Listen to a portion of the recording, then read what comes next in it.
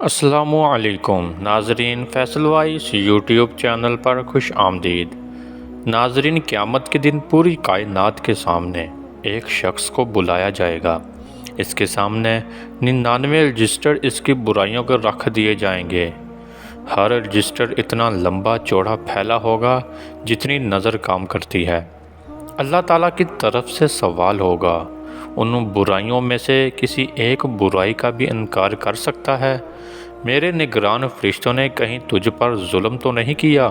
وہ جواب دے گا، اے میرے رب، ایسا نہیں ہے۔ پھر سوال ہوگا، کوئی عذر ہو تو پیش کر دیا، کوئی نیکی ہو تو سامنے لاؤ۔ بندہ ڈرتے ڈرتے جواب دے گا، یا رب، کوئی عذر بھی نہیں اور کوئی نیکی بھی نہیں۔ اللہ تعالیٰ فرمائیں گے، تیری ایک نیکی ہمارے پاس محفوظ ہے، یاد رکھ، آج تجھ پر ظلم نہیں کیا جائے گا۔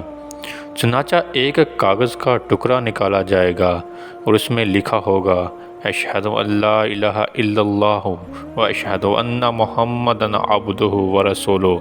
بندہ عرض کرے گا، یا اللہ، ان بڑے بڑے گناہوں کے انبار کے سامنے اس ٹکڑے کی کیا حیثیت ہے؟ جواب ملے گا، آج تجھ پر ظلم نہیں ہوگا۔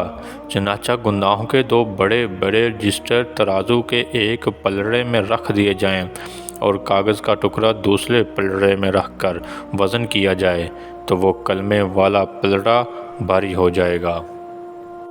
ناظرین، پیاس دنیاوی تمناؤں سے نہیں بجھتی۔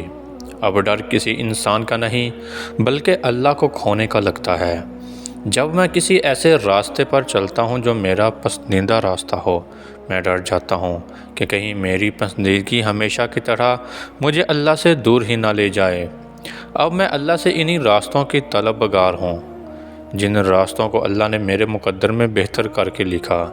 میں نے ہمیشہ نامکمل کھٹن لمبی مسافتوں والے راہوں کا انتخاب کیا۔ میرے پیروں میں چھالے پڑ گئے مگر منزل کی آس نے مجھے ہٹنے نہ دیا۔ اپنی راہ سے میں چلتا رہا اور چلتا ہی رہا، مگر منزل پتہ کیا تھی؟ اللہ سے دوری، جو مجھے ہرگز برداشت نہ ہوئی۔ ایک وقت آیا جب زمین والے تو بہت قریب تھے مجھ سے، مگر میرا اللہ، وہ کہیں دور، میرے دل سے کہیں دور، میری سوچوں سے دور، میری محفلوں سے کہیں دور، میری روح سے کہیں دور جا چکا تھا۔ تب جا کر مجھے احساس ہوا کہ میری روح کو دنیا کی نہیں خالق کی ضرورت ہے۔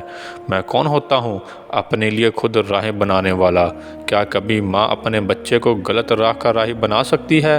نہیں نا، پھر وہ 70 ماؤں سے زیادہ محبت کرنے والا مجھے غلط راہ کیسے چلا سکتا ہے؟ اور روح کی پیاس دنیاوی تمناؤں سے نہیں بلکہ اللہ کی تمنا سے بجھتی ہے، اور کچھ شک نہیں کہ اللہ ہماری شہرک سے بھی زیادہ قریب ہے۔ ناظرین، ہماری آج کی ویڈیو آپ کو کیسی لگی؟ لائک اور کمنٹ کر کے ضرور بتائیے گا۔